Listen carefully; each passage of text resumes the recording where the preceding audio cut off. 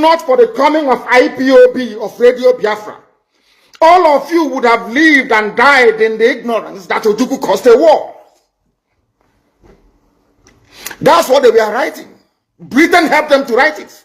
Ojukwu was a rebel, a secessionist, because we had no media. Did Ojukwu cause any war? Go on is alive, go and ask him. Did Ojukwu cause any war? You had all those massive industries in the north. You even had Alamajiris that were employed in the north, meaningfully employed, gainfully employed. They were all doing very well. Britain said, no, for us to control these people, we need to impoverish them. Let us introduce this war. There was a coup by Nzowu. And after that, there was the massacre of, as usual, massacre of our people in the north. Ojukwu said, I have to secure my land and my people. They said, no, let's go to Aburi to discuss it. Ojukwu went to Aburi and agreed, restructuring. That's something now you're asking for. To tell you how foolish Nigerians are. They're very foolish. That same nonsense you're asking for now was discussed many years ago.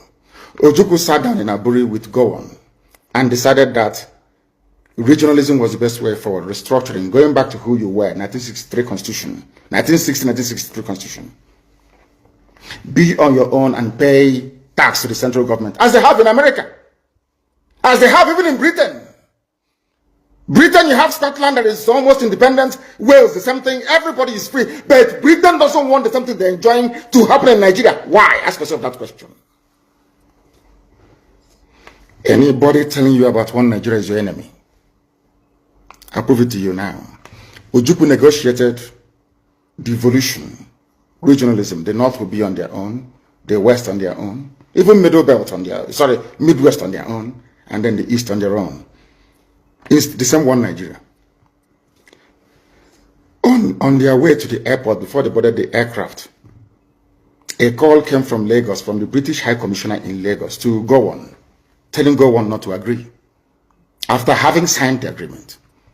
That same Gowon you're looking at today, God kept me alive so that he can witness the destruction he will bring upon that very zoo called Nigeria. Gowon said no. Do you know all the journalists in Nigeria, none of them have ever gone to Gowon to ask him, why did he say no to Aburi? Aburi was restructuring.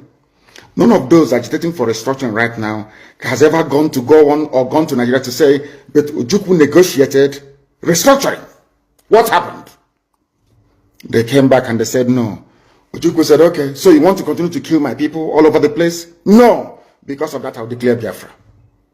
Today, they have brainwashed all of you with the perverse notion and thinking that somehow Ojukwu is responsible for causing a war, when opposite is the case.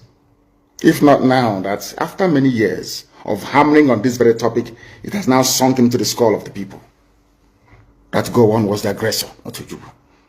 That's how Nigeria is, always blaming the victim. And we lost over 5 million people during that very genocidal war.